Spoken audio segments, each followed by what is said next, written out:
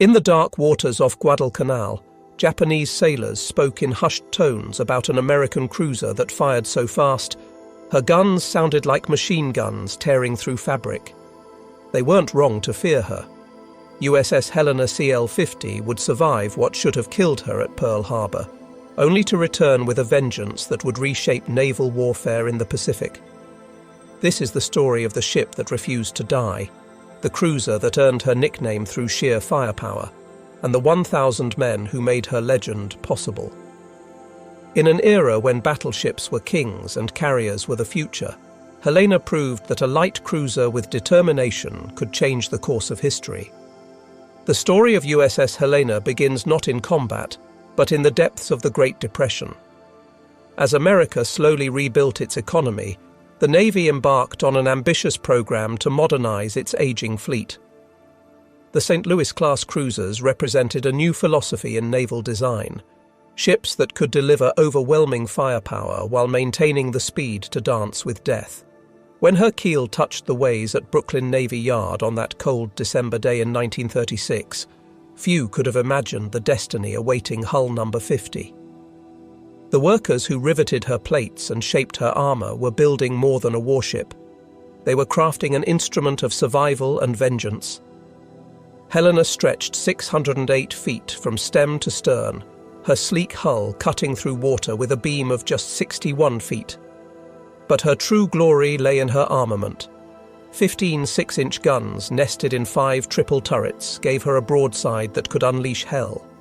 These weren't ordinary naval rifles. The Mark 16 guns could cycle rounds at an astonishing rate. In perfect conditions, each barrel could spit out 8 to 10 rounds per minute. Do the math. That's potentially 150 shells per minute from her main battery alone. No wonder the Japanese would come to call her the machine gun cruiser. Her secondary battery packed 8 5-inch dual-purpose guns, equally comfortable swatting aircraft or punishing destroyers. 4 Parsons turbines drove her through the waves at 32.5 knots, fed by 8 Babcock and Wilcox boilers that could push 100,000 horsepower through her 4 bronze screws. With a range of 10,000 nautical miles, she could hunt anywhere in the Pacific. But specifications tell only part of the story. What made Helena special was her crew, 868 officers and men who would transform steel and gunpowder into something approaching immortality. Helena slipped into the East River on August 27, 1938, christened by the wife of Montana's senator. The bottle of champagne that shattered across her bow was meant to bring good luck. Whether it did or not would depend on your definition of luck. Her early career reads like a peacetime travelogue. After commissioning in September 1939, Helena sailed south to Uruguay, where her crew got an ominous preview of their future. The wreckage of the German pocket battleship Graf Spee lay in Montevideo harbor, scuttled after the Battle of the River Plate. Young American sailors stared at the twisted metal and wondered if they were looking at their own fate. The Pacific called, and Helena answered. By September 1940, she joined the Pacific Fleet, spending months in Hawaiian waters perfecting her deadly art. Gunnery drills, damage control exercises, navigation training, the endless repetition that transforms civilians into warriors. As 1941 drew to a close, Helena entered Mare Island Navy Yard for upgrades. The Navy, perhaps sensing the storm approaching, fitted her with new 1.1-inch anti-aircraft guns. It was like giving a boxer brass knuckles just before a street fight. On the morning of December 7, 1941, Helena rested at berth 1010 in Pearl Harbor's Navy Yard. Across the harbor, battleships sat in a tidy row along Ford Island. The Pennsylvania, mighty queen of the battle line, was supposed to occupy Helena's berth, but fate had other plans. The dry dock needed Pennsylvania more than the pier needed Helena. At Aero 757, Lieutenant Commander Shigeharu Murata led 9 Kate torpedo bombers toward what he believed was Pennsylvania. Through the early morning haze, Helena's profile looked enough like a battleship to seal her fate. Only the lead plane released its weapon, a Type 91 torpedo that carved through the harbor's placid waters at 40 knots. The weapon passed beneath the mine layer Oglala moored alongside and struck Helena at frame 75, just below her armor belt. The explosion ripped through her engineering spaces like a giant's fist.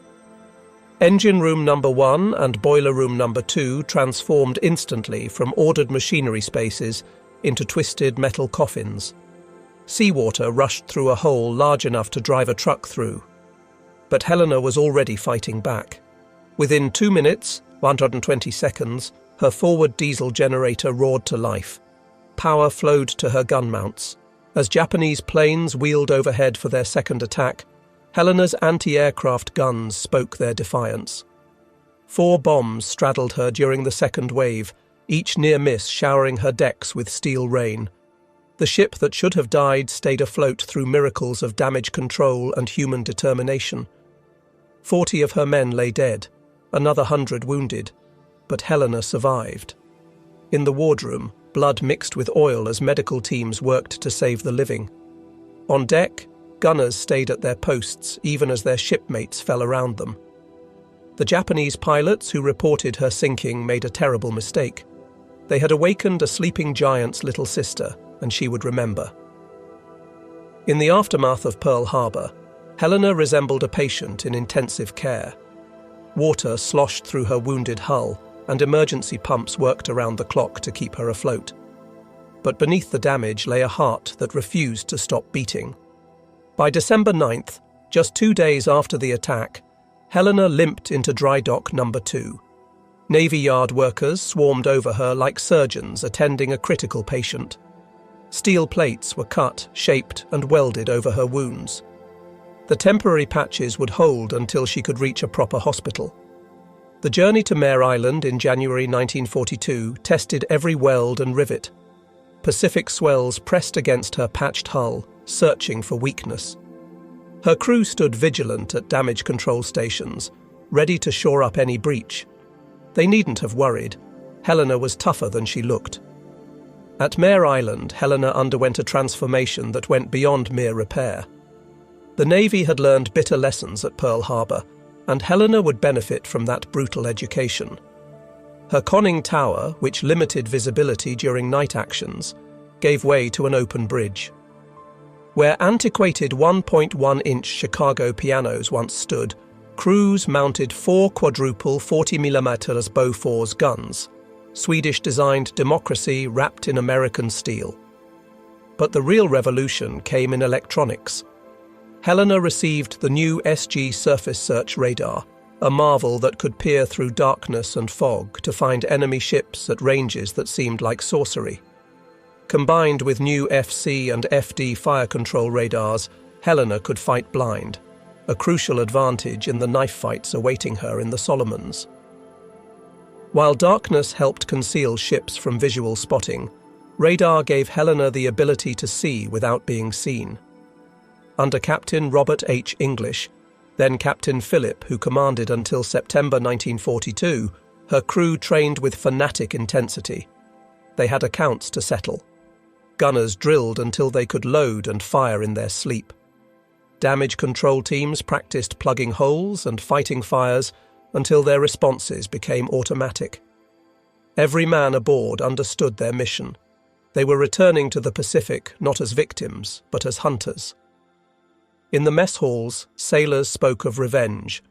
In the engine rooms, mechanics coaxed every possible revolution from the turbines. Helena wasn't just repaired. She was reborn as an instrument of vengeance. By July 1942, Helena was ready. As she passed beneath the Golden Gate Bridge, bound for the South Pacific, her crew lined the rail. Some waved at girlfriends and wives on shore. Others stared westward, toward the enemy who had drawn first blood. The machine gun cruiser was heading to war. The Solomon Islands in late 1942 were a green hell where America and Japan bled for every yard of jungle. Guadalcanal, with its crucial airfield, had become the Pacific War's grinding wheel. Every night, Japanese destroyers and cruisers raced down the Slot, the channel between the Solomon chains, to reinforce their garrison and bombard American positions. By early October, Helena served in Task Force 64 under Rear Admiral Norman Scott. Unlike many American admirals who still thought in terms of battleship lines, Scott understood that radar and rapid fire would rule these waters. He drilled his ships relentlessly in night combat tactics, though he made the curious decision to use USS San Francisco as his flagship instead of the radar-equipped Helena. October 11th, 1942. The day of reckoning approached as American reconnaissance planes spotted Admiral Aritomo Goto's force streaming toward Guadalcanal. 3 heavy cruisers and 2 destroyers carrying reinforcements and bombardment shells. Scott positioned his force off Cape Esperance, ready to spring history's trap. As darkness fell, Helena's SG radar operator, radioman 3rd Class Robert S. Brown, hunched over his scope. At 23:25, a phosphorescent blip appeared. Enemy ships at 27,700 yards. Helena had found the Japanese before they even knew Americans were hunting. What followed was organized chaos. Scott, operating blind on San Francisco, ordered a column turn that accidentally placed his force across the Japanese T, the perfect position for a naval ambush. On Helena's bridge, Captain Gilbert C. Hoover, who had assumed command in September, grew increasingly frustrated. His radar showed enemy ships at 5,000 yards, practically point-blank range, but Scott hadn't given permission to fire. Finally, at 23:46, Scott's ambiguous "Roger" to another query was interpreted as permission to engage. Helena's turrets, already trained on the enemy, erupted in violence. The first salvo caught the heavy cruiser Ioba completely unprepared. 6-inch shells slammed into her bridge, killing Admiral Goto instantly and wounding her captain.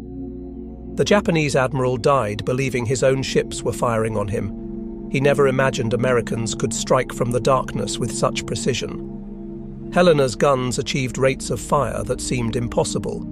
Spent brass casings rolled across her decks like golden rain as loaders worked in perfect synchronization. The sustained muzzle flashes lit up the night, earning her the nickname that would follow her to the grave. The heavy cruiser Furutaka tried to shield the flagship but sailed into a steel hurricane. Helena's shells found her torpedo tubes, and long-lance torpedoes, Japan's most feared weapon, exploded on their own deck.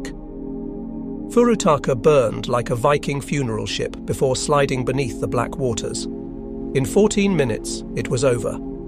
Helena had fired over 1,400 rounds, her barrels glowing cherry red in the darkness. The Battle of Cape Esperance was America's first clear surface victory against the Imperial Navy. Helena had proven that American cruisers could fight and win at night, the enemy's chosen battlefield. As dawn broke, oil slicks and debris marked where Japanese ships had died.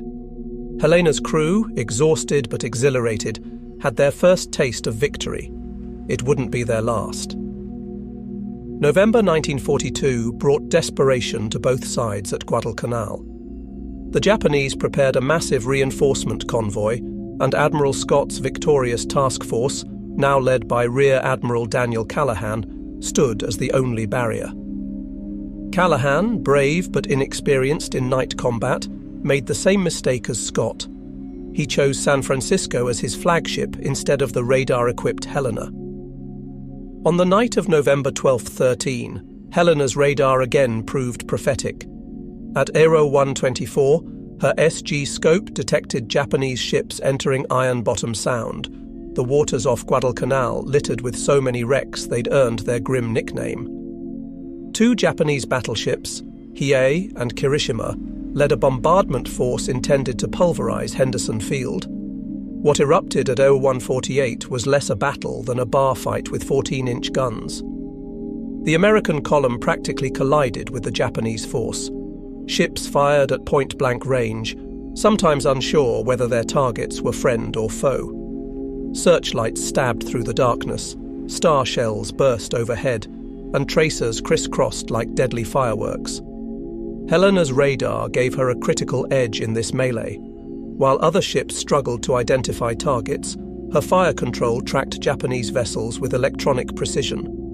She opened fire on what her crew believed was a battleship, likely Hiei, at just 400 yards. Her rapid-fire salvos walked up and down the enemy's length, sparking fires and explosions. The destroyer Akatsuki made the fatal error of illuminating Helena with her searchlight. Every American ship that could bear immediately concentrated on the illuminated destroyer. Helena's 6-inch shells joined 5-inch and 8-inch rounds in a convergence of naval gunfire that literally blew Akatsuki apart. She vanished in a massive explosion, taking all but a handful of her crew with her. Helena then shifted to rapid fire against 3 more destroyers, her guns cycling so fast that Japanese survivors reported thinking Americans had developed a new automatic cannon. One destroyer limped away burning, another went dead in the water, and the third fled into the darkness trailing smoke. Through it all, Helena danced between salvos, her engineers pushing her turbines to and past their limits. At one point, San Francisco crossed directly between Helena and her target, forcing a check fire that probably saved American lives. The friendly fire incidents that night claimed Admiral Callahan and Captain Cassin Young of San Francisco, brave men killed by American shells in the confusion. After 40 minutes of point-blank savagery, the Japanese withdrew. Hiei, battered by dozens of hits including many from Helena, lingered behind with jammed rudders. American planes would finish her the next morning, the first Japanese battleship lost in the war. Helena emerged with 1 man dead and minor damage. Her gunners had fired over 1,500 rounds, and her barrels were shot out from the sustained fire. But she had helped stop the Tokyo Express cold. Without that bombardment, Henderson Field survived to launch the planes that would savage Japanese transports over the coming days. As November 13th dawned, Iron Bottom Sound lived up to its name with new wrecks littering the seafloor. Helena had proven herself again, but the cost grew steeper with each battle.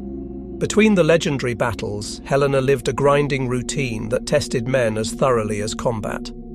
The Solomon Islands offered no respite. If Japanese shells didn't kill you, tropical diseases might. Helena's crew developed the 1,000-yard stare common to Guadalcanal veterans, men aged beyond their years by constant vigilance. Life aboard Helena followed the rhythm of war. General quarters at dawn and dusk, when submarines preferred to attack. Days spent bombarding Japanese positions on Guadalcanal, turning jungle strongpoints into moonscapes. Nights patrolling the slot, radar operators straining to catch the first glimpse of enemy vessels. The crew developed their own culture, born of shared danger. Helena's laundry became legendary, somehow maintaining pressed uniforms even after battle. The ship's band, Helena's Hottentots, played swing music on deck between actions, their jazzy renditions of Blues in the Night carrying across the water to other ships. Food was whatever the supply ships brought: spam, powdered eggs, and coffee strong enough to float a wrench. Fresh vegetables were memories.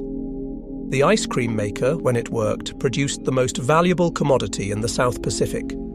Men would trade almost anything for a Dixie cup of vanilla. Captain Hoover proved a steady hand during his tenure. Unlike glory-seeking officers, he understood that survival meant victory in these waters.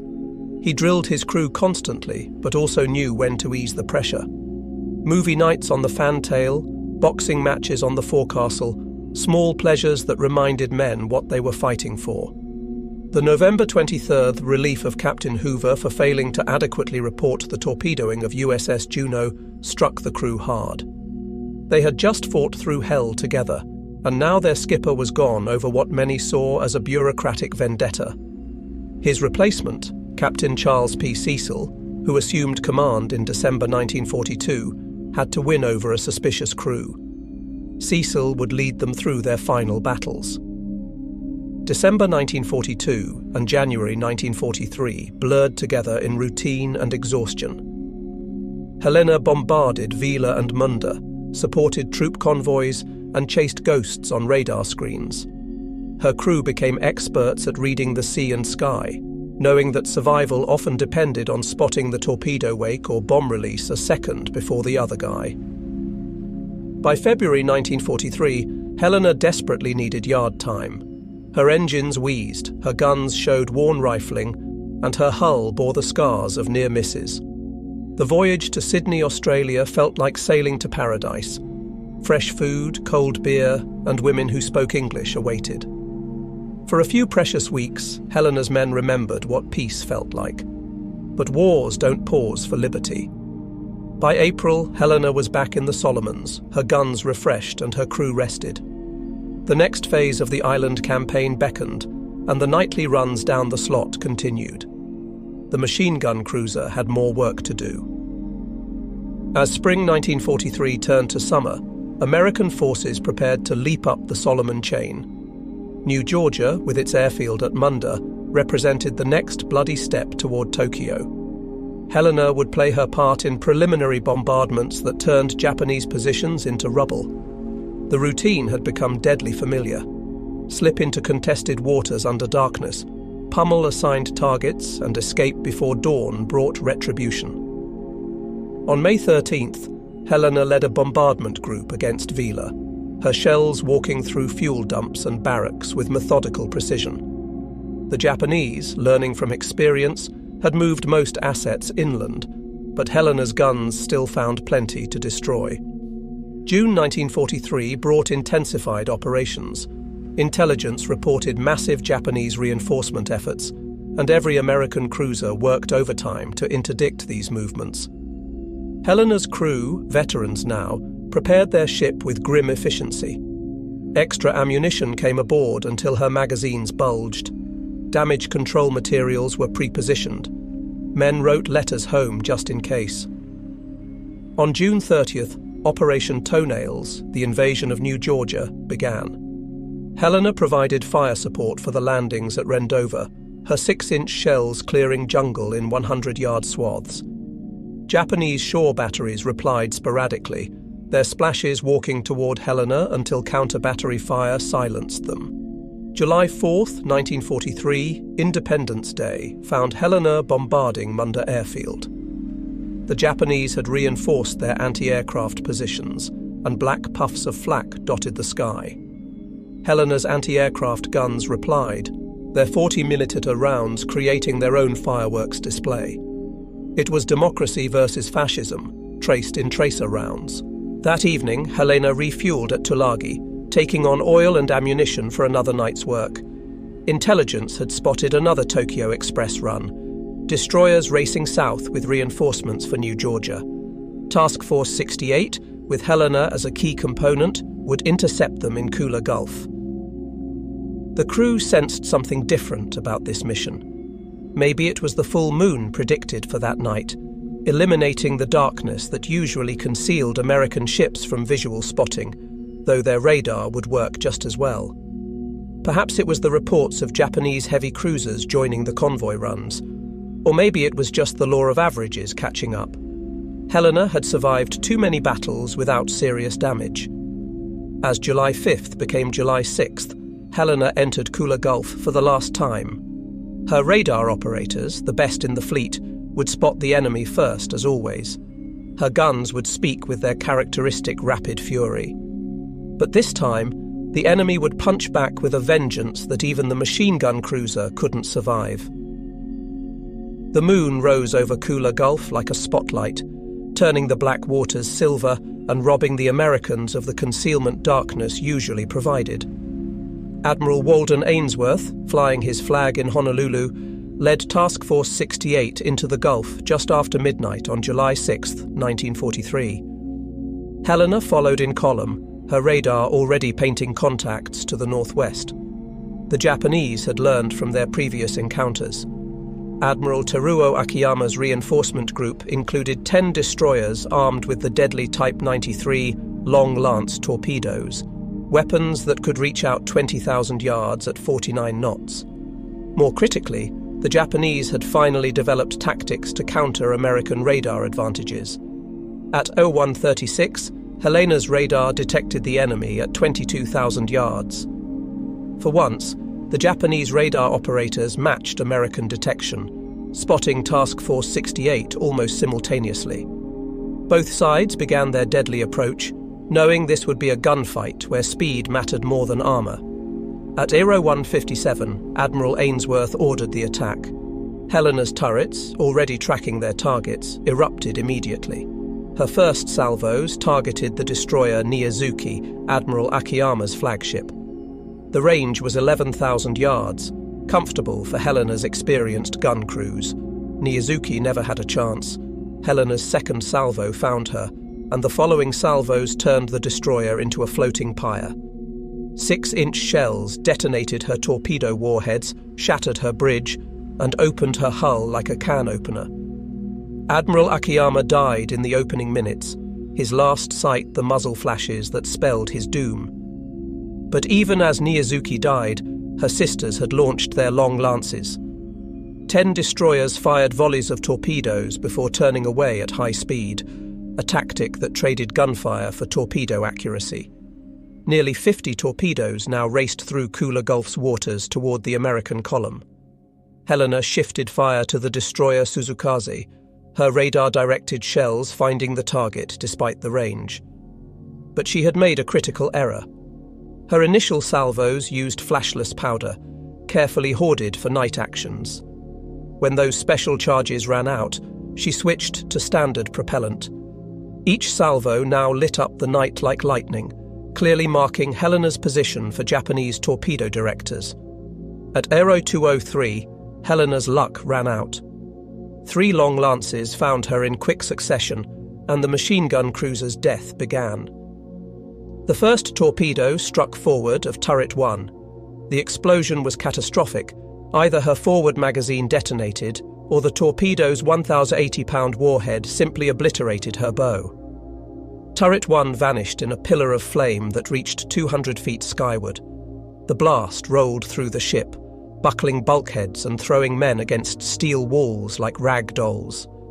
Before damage control could respond, the second and third torpedoes struck amidships below her armour belt. These hits broke Helena's keel, the ship's backbone. Her engine rooms flooded instantly, turbines screaming to a stop as seawater rushed in.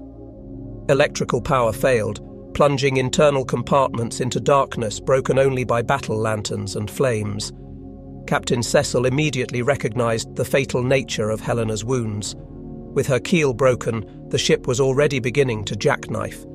He passed the order all captains dread: abandon ship. But Helena's gunners weren't finished. Even as she settled, her aft turrets continued firing, their crews refusing to leave their posts until the last possible moment. Turret 4 fired until seawater flooded the handling rooms. Turret 5's crew manually trained their guns, firing until the list became too severe to elevate their barrels. The ship broke into 3 sections. The bow section, everything forward of Turret 2, had already vanished. The stern section, containing nearly 400 men, floated independently. The centre section, containing the bridge and most of the engineering spaces, rolled over and sank within minutes. Men struggled in the oil-covered water, some wounded, all shocked by the sudden transition from combat to survival. The destroyer Nicholas, risking torpedo attack, moved in to rescue survivors.